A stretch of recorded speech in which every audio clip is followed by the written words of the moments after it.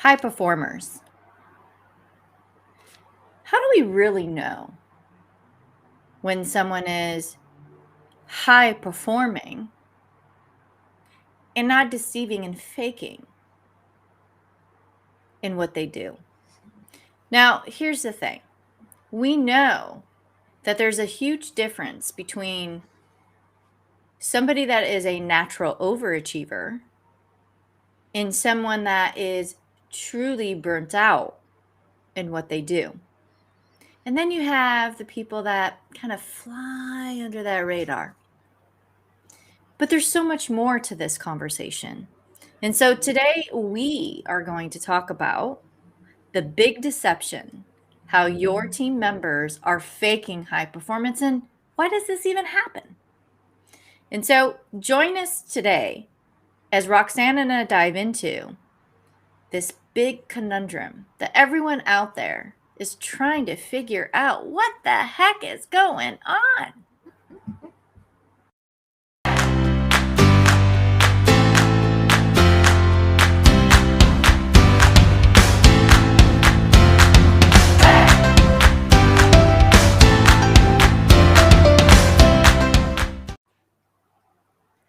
Yeah, All we're right. back. All Welcome, right. welcome.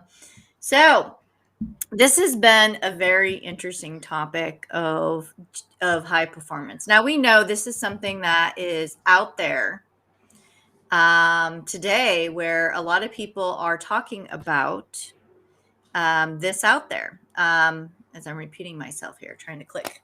All right, focus V, focus C. So now. I posted something, and you talk about this a lot when it comes to high performing. I talked about values, right? Mhm. And how that really impacts teams. And all of these little things that you and I post out there on LinkedIn today really relate to what everyone is trying to get to in this essence of what we call high performing.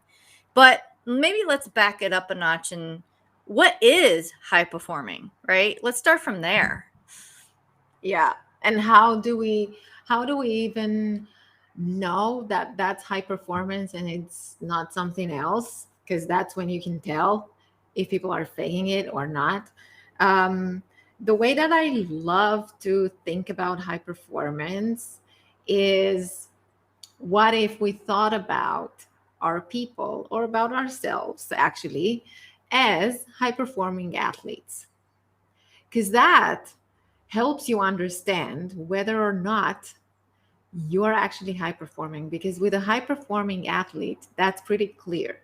They Yeah. train, right? They train Oh, yeah. to get that gold medal or whatever that is, or to improve their own personal best. So you actually know, okay, when am I high performing? When have I improved my personal best? And when did I win that gold medal or whatever that is? So that is, if you think about it this way, then it kind of makes sense. Everything makes sense. And you and I talk about being people focused a lot. So think about it this way: if we're all high performing athletes, people focus makes so much more sense, because if we're all high performing, we all get that result that we're after. If we don't get that result that we're after, then in that period of time, then are we really high performing or not?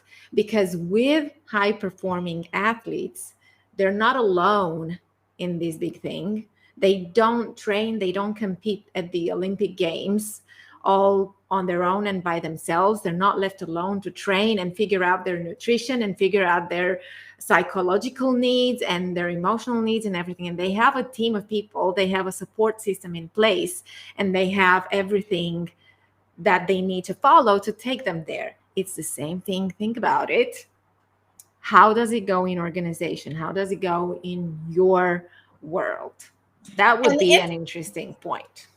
and to expand on that, let's take even just the essence of your analogy with high performing athletes. There's a reason why they chose this. They're passionate about what they do. They are highly motivated and driven by that. And so when we talk about high performance, there's an element that is huge out there today of how do we create highly motivated and engaged employees, right? Which has a direct correlation to performance. So when we think about companies, what they care about is performance and profitability. Performance is what gets you to be able to work on those processes, all those different technologies of creating, right? That requires effort and action with people to develop these things in order to make that happen, which has a direct correlation to your speed to market, your responsiveness to your customers, et cetera, et cetera, et cetera. And this also, we know when it comes to performance athletes, right? When you think about that, is no matter what is happening in their environment, they know they're supported.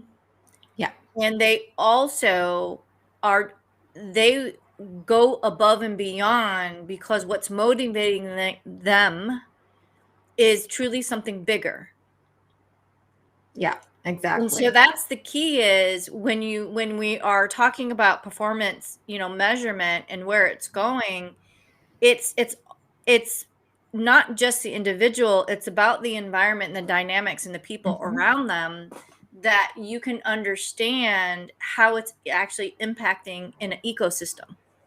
Yeah, exactly. Because really that's what it takes. And this is what we also talked about in our previous shows. Like, you have to know where you're going, you have to have your outcomes, you have to have your vision, because that is what is going to give you the measure where you're at today and where you're going to be tomorrow and where you want to be a year from now. Like, Come on. that's, Come on. Now that's crazy talk. Now here it's I so know. funny because if a somebody hires a performance coach, right? They're going to want to know what outcome are you wanting to achieve. They Mhm. also are going to want to understand where you are right now in relation to that goal. And Yeah. so not only do you need clarity, but you also need to get very specific about that clarity. And so that's where they do a lot of techniques of visualization and, what are you hearing? What are you seeing? How do you measure that success, right? They go through that whole entire process of getting clarity. Yeah.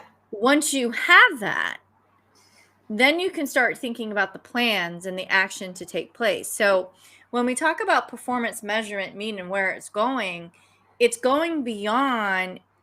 We already know we are at now going beyond individuals. Sometimes, they're doing Mhm. more of a team. We also know they're moving away from annual performance reviews. They're getting more into real-time feedback systems, right? All of Yeah. that has been changing. They've already been moving in that direction.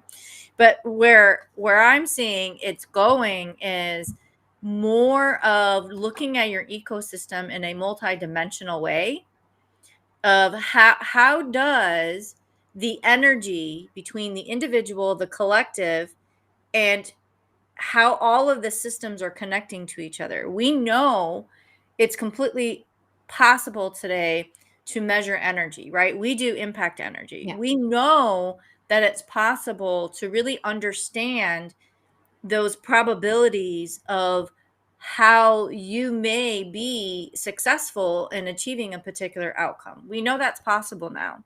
So when we think about performance measurement and mean, it's moving beyond those typical things, but really looking at it in a very different dimension.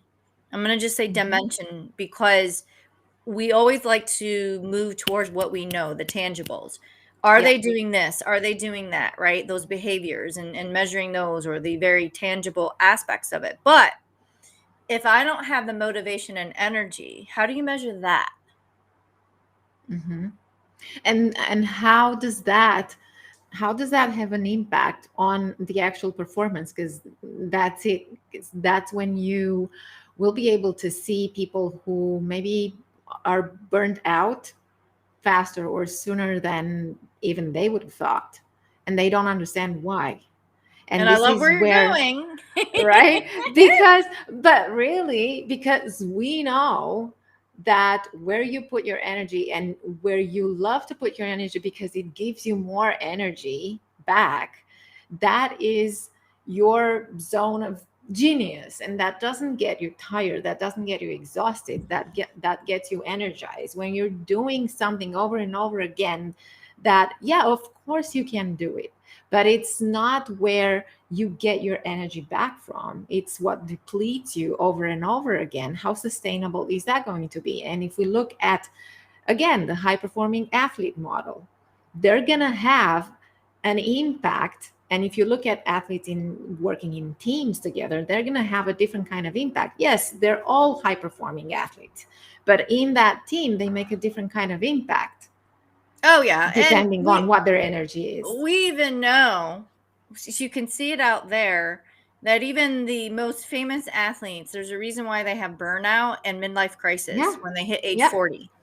And there's a whole study around high achievers, and you don't have to be an athlete. These are the people that they have sacrificed, gone through college, gone through that whole career Yeah. path of high achieving. And so you have organizations that breed and encourage this type of behavior and thinking.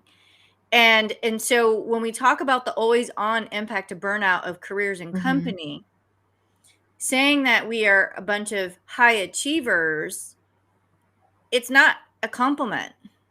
Yeah, it's not. And it's also not a realistic expectation. And it's not an expectation that we would should have at all. Because being always on, that's just not possible. It's not human. You can't be, and it's not even for technology. I mean, come on, even my phone is not at 100% battery life all the Yeah, that thing time, gets right? hot. You realize that baby needs a break as well. I mean, Does your right? phone get hot? Because mine doesn't. I'm Exactly. like, what's going on? It must be processing too much.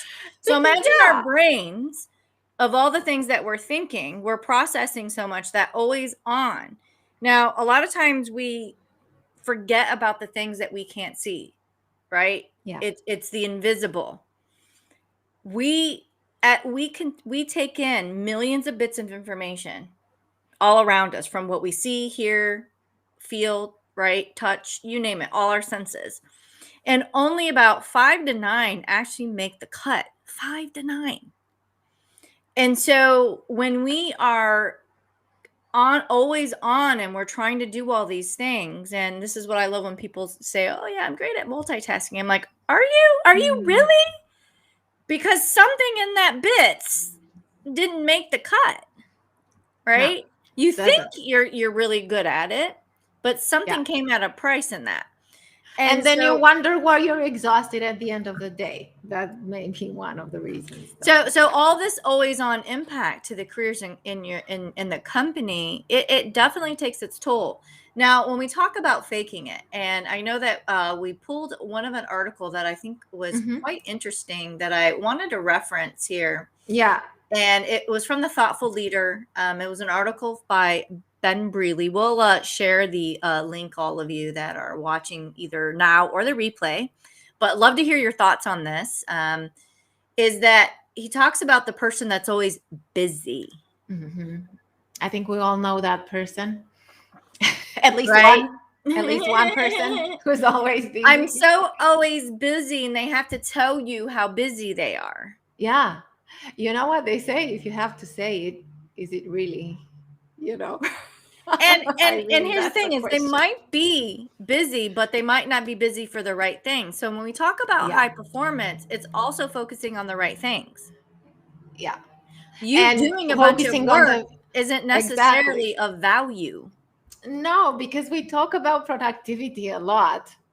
And it's not about even the question around productivity. It's around prioritization. Are you working on stuff that is really important, that really has to be done, that really is going to be, it gives you the 80% of the results? And That's that goes the, back to clarity. What are yeah, you working on? yeah, And what should you be focusing on? Because if you don't really have a clear line of what success looks like, which that's how Mhm. you measure, right? And you see Yeah. the tangible results, that is where that huge disconnect starts to come.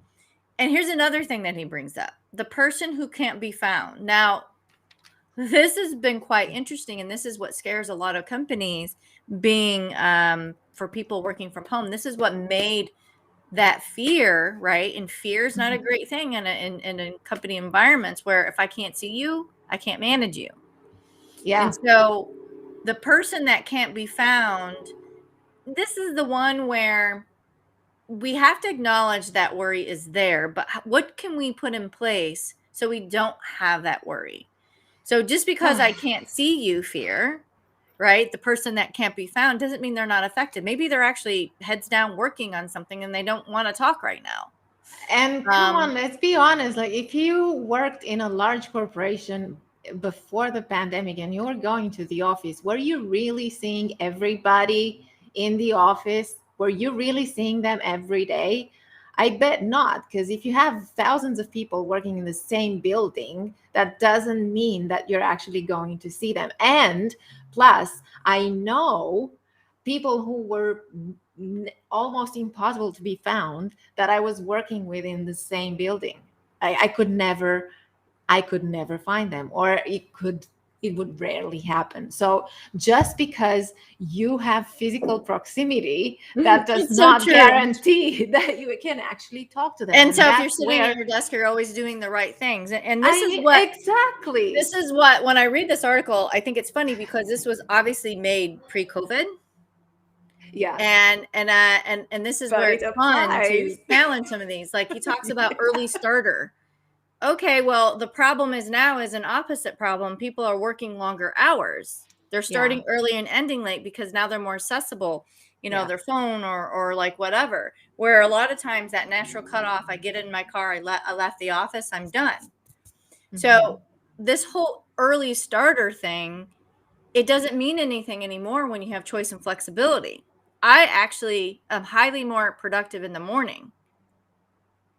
I So know, I'm because you're actually messaging worse in at the afternoon. 6:30 So this a.m. time of day, like this time of day needs to be non-thinking work and chimp work, as I call it, Yeah, because yeah. it's not where my brain is giving the greatest thing.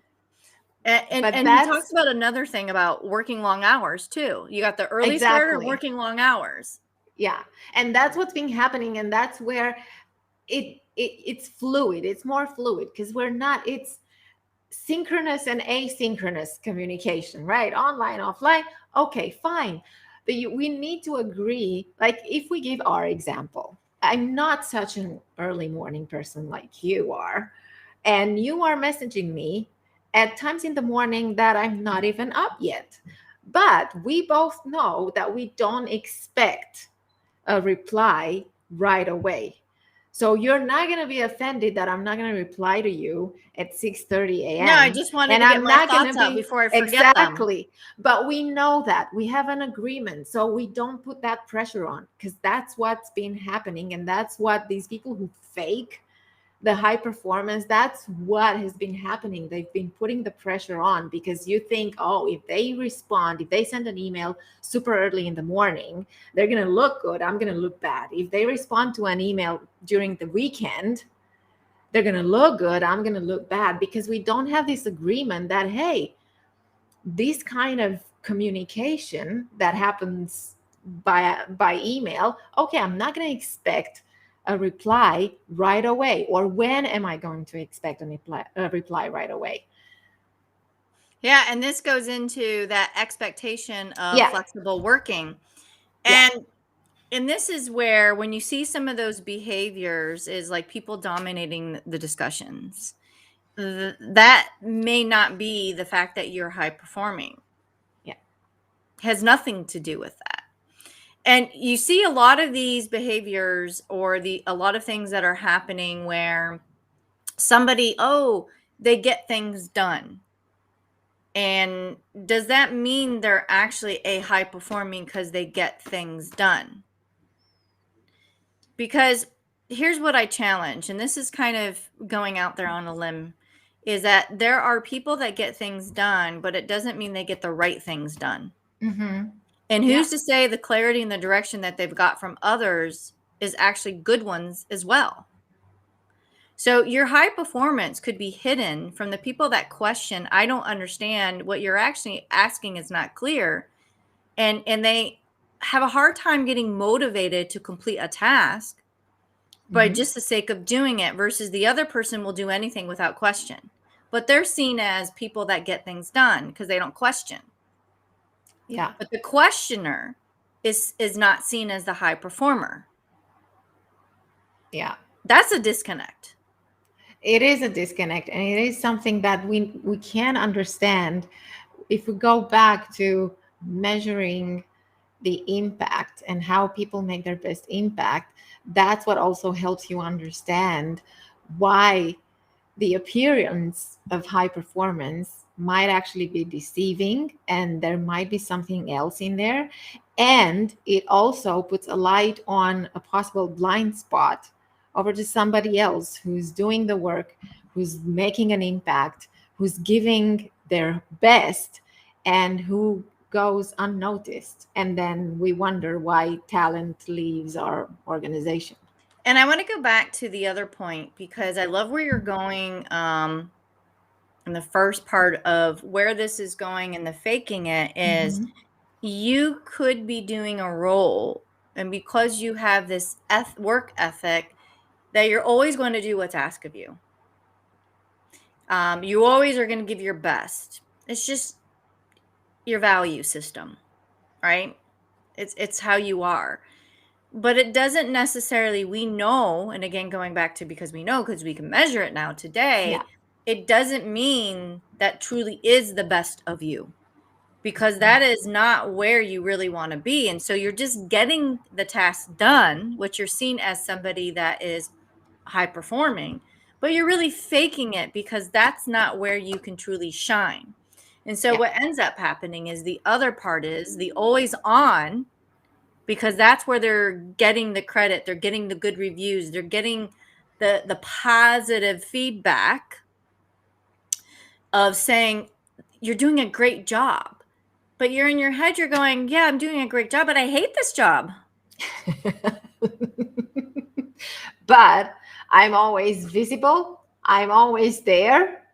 So I give that impression that, yeah, I'm high performing each and every day. And to any kind of person who is managing or leading teams, that should be a red flag right there, because people do not high perform every single day. It's just impossible. And especially in this kind of environment where people are, especially right now, they might be feeling anxious or frustrated or sometimes disappointed or disconnected or whatever. And you cannot be at 100% every single day. That's just impossible. So if that is the Yeah. sensation, then that's a question mark. Now, when we talk about faking and going back to team performance, let's Hmm. talk about teaming, because this is extremely important. Yeah. And I deal with it a lot working in agile, and we're all about teaming and working in teams and getting people to swarm around things and start to go beyond what might be more their linear, these are the tasks that I do, right? We start to get them to think of, well, what else can you do, what else do you want to learn? Well, when you have this always on and you have these dominant players that have this always on attitude, they're always willing to pick up things and do something. There's always that person or a group of people there, but then that turns into, um are they faking it in a sense to themselves because they just can't help it, they can't let it things slide. They're one Yeah. of those that I'm the heroics, I'm going to take it for the team, I'm going to do it, this is where I'm going with this conversation, right? Yeah. Is that there is some damage that happens with the rest of the team, that they get a Yeah. little resentful. It's like, what's the point? He's going to do it or she's going to do it. It's always going to end up being this way. Like, Hmm. and even if I try, they always step in because they just have this nature that, that they're so compelled that they started to get this belief that no one else can do it but them. And then they start to enjoy being the hero. It's like this vicious cycle that ends up happening, and it doesn't allow other team members Hmm. to participate. But in the end, are they really faking high performing and they really care about just getting the credit and that gratification that they get from it? I will say, I mean, I absolutely love what you said. For two reasons, because it all goes down to how much does this cost and who does this cost? So you said, yeah, it costs the others on the team because, yeah, you might have people who might want to jump in, who might want to contribute, and they feel there's no room for me. There's no point in me actually talking about it or even opening my mouth or saying something because they're going to take it because they're going to be, yeah, okay, fine. I'm just going to stay here and not say anything. So that is one thing. And that long term, that absolutely decreases the motivation and engagement on a team level.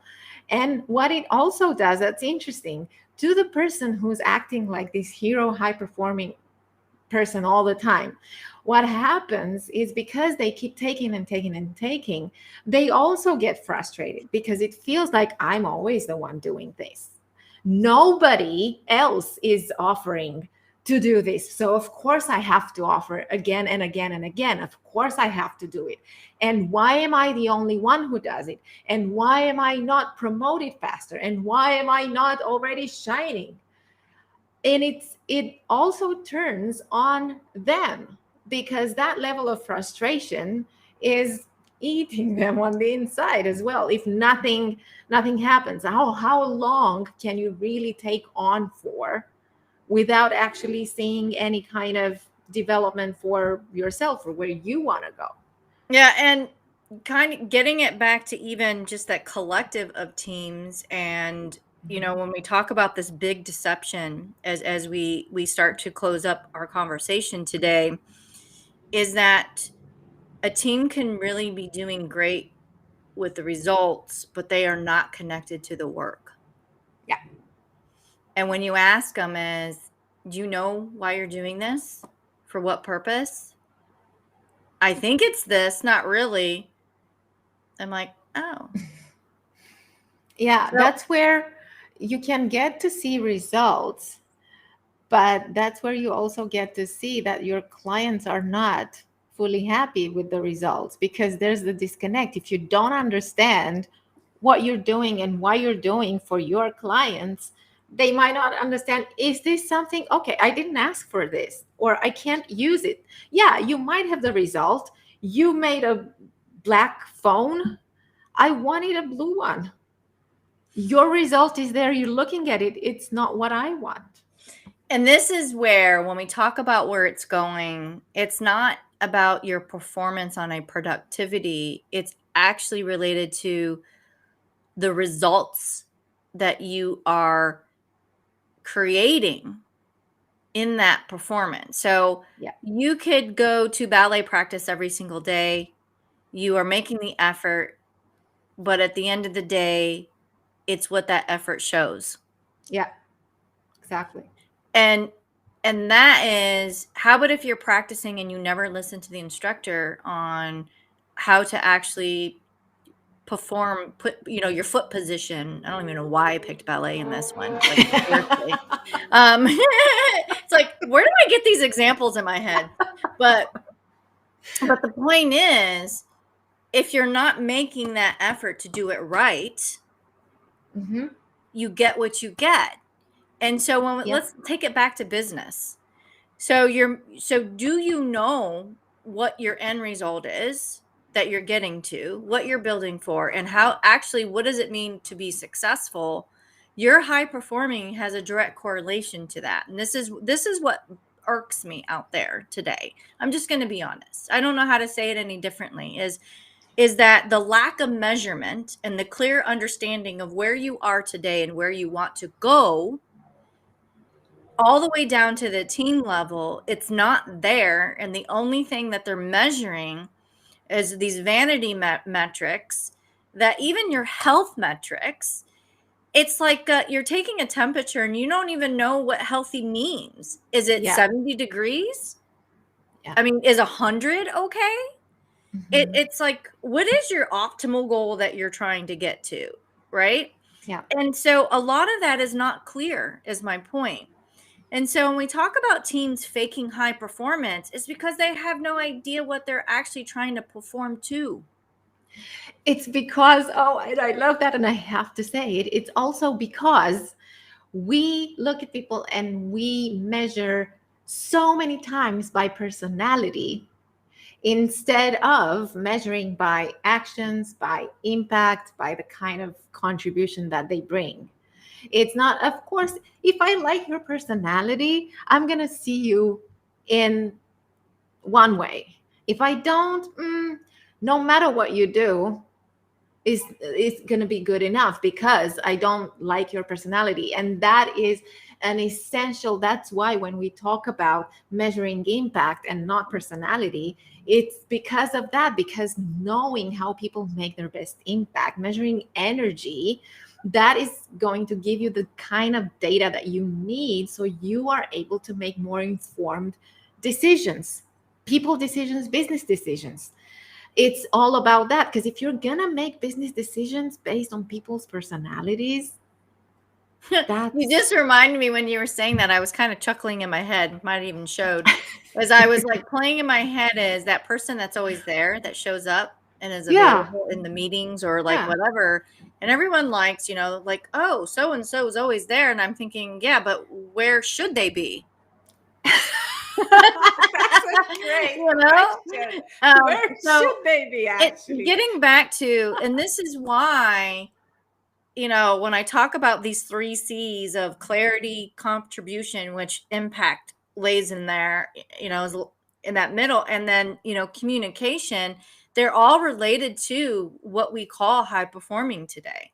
And Yeah. clarity has a lot of things underneath that bucket, right? How you contribute and how you effectively communicate. Around that's all related to high performance. You think about an individual, but Mm-hmm. it's never really just about the individual, right? We're always working in systems, Yeah. and, people systems.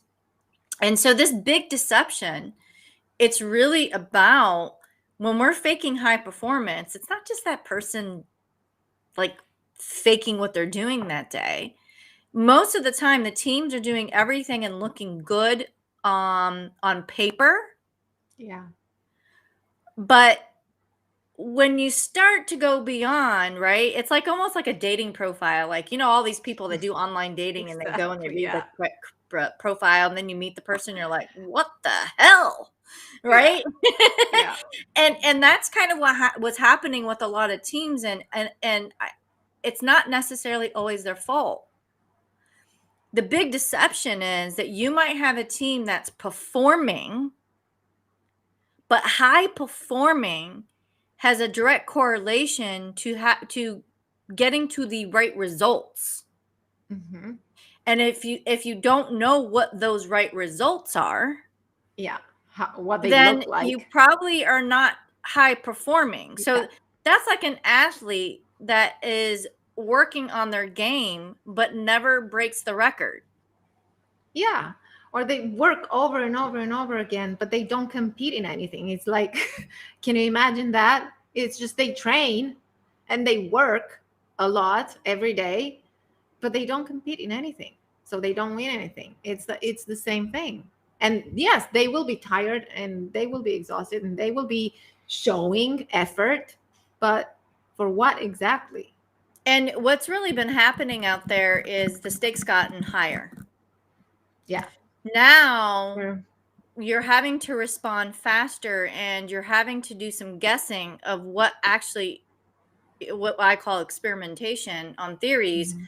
of what kind of results you're going to get. Yeah. So now if you have lack of clarity in that, now you have a gigantic big deception of faking, because now you have teams spending working, and God knows if they are doing heroics, and we have no idea of what they actually output out there is truly going to drive that needle or satisfy those customers. And Hmm. I see time and time again is that it's not clear. But the last thing you're going to want to tell your people is what we build isn't even going to be used. Amazing. What we Yay. So build, having you to do can't the sell it. work. Ah, And yes. believe it or not, they know that. Because guess Yeah. what, the rumorville, the water cooler conversations, even though the data never came back to them or whatever, the information always comes back in rumorville Of about course. what's happened. And it doesn't make them feel good. So when they're faking high performance, it's always a natural fake for them because they're just basically, I'm going to do it. I have no clue if it's actually going to do anything or not. And then they Mhm. giggle and say, yeah, we actually have stories like that. Now, if you are running a business, the big deception is, don't you want them to care? Yeah. We go back to that because I mean, that's do a you huge want them to just motivator. do your job, do a good job, and collect a paycheck? But Yeah. for the lack of them not caring about the kind of results that's going to help you drive your business, right? Yeah. So this is where the disconnect between, hi, here are my strategies, what I'm doing in an organization, down to the people and the boots on the ground. They are so not connected Mhm. of hitting a number. Like, what does that number really mean to me? Right? Exactly. And if I'm I so don't far care, am removed I from that. right? I mean, if I don't care, am I really high performing? I mean, But hey, I'm doing I don't everything they think asked so. me to do. So isn't that high Yeah, performing? yeah, but it looks like I am, but I'm not really because I might be high performance for me might be even better if I cared about it, but because I don't, it just looks like I'm high performing, but not really. And so as we close this up, the big deception is you could be actually being highly productive, you get results, but if the results don't really matter to meet the goals that you're trying to Yeah. do, that's the big gigantic deception, and it's all fake Yeah, in the and end. I think it comes down to It's not self fake the energy deception. they put into it. Let's not No, discard that. But it no. feels fake even to them, knowing it's Yeah, like, I did all this work exactly. for what reason? Yeah, because I'm not gonna get to feel good about it. That's the thing. That's I will not. And there are some people that they go to work and they're satisfied of just meeting what was expected of them and nothing beyond that. But here's the thing again, if you're running a business, is that what you really want, is subpar? Hmm. Is that what's out there today? Is that subpar going to get you to where you need to go right now? Yeah. Probably not. Okay. But Probably I'll not. let everyone decide on that one for Let's see. themselves. What do Now you let's talk think? about next week. We have a special guest Oh, next week. we do. Oh, I can't wait for next week. Now this Yes. one was kind of fun. We've been chit and chatting. I actually used to work with this individual, and it's funny because he's been watching the show, and we asked him. I said, "Hey, do you want to come in and talk with us?" And he's a millennial leader. He's a manager of teams, I and mean, so he we said, "You thought know what?" since we talk about millennials, let's bring a millennial on the And we show. know that 50% of the workforce out there, right, are Yeah. millennials and they're Yep. growing. So at the older end of the spectrum, that they're in their 40s, in case some of you might not know, and they're in leadership roles now. Some of them are running companies. Some of them are CEO of companies right now. I mean, they're the highest percent of entrepreneurs. So we said, Yeah. do you want to come on and chit chat with us, right? About how millennial leaders are changing the way of business, and we talked about the word snowflake, right? We didn't want to put that in our title. We actually changed it, but like, why do they get a bad rap? But Yeah. and we're gonna talk about disproving some of these stereotypes about millennials and really what's happening out there, it from the opinion of a millennial. Why not, right? Hmm. That's a leader themselves. So I come mean, join us next week. I don't do I have the right date? Yeah, the 28th. yes. For Tuesday at 6 p.m. Now, as we wrap up here, hopefully those of you enjoyed our conversation today, but share your stories about the big deception of what you think is happening out there with teams when it comes to faking high performing. What does that mean to you? Mhm. And how challenging has it been when it comes to motivating teams and really energizing them in the sense where they feel connected to the work they do that truly justifies what it means to be high performing, right? So it's time to part ways. We bid adieu. Yes, And we let's will stop see here because you. we could go on forever. But make sure that you go on and follow and subscribe to our Game Changing Work channel on YouTube, because that's where you find all of the previous episodes on the show, and that's where you'll get a lot of ideas around what you can do with your teams and in your organization right now. So let us know which one is your favorite, by the way. What's your favorite topic on the channel? And we'd love to hear your thoughts and comments and suggestions. And next week will be our last evening. We had to do this for a couple, but we will be going back to our business hours. So stay tuned Yeah, on that. Again, we have to modify and adapt to our world as well. So see exactly. you, everyone. And we will catch you next Tuesday at 6 p.m. Take care. Bye bye Bye. now.